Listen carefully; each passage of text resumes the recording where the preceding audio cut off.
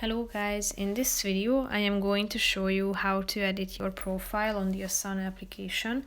But first I just want to mention, don't forget to subscribe to my channel because at 10,000 subscribers I am going to show you my whole YouTube revenue statistics and growth strategy, how to make money online. So let's jump into it. First of all, open the application on your phone.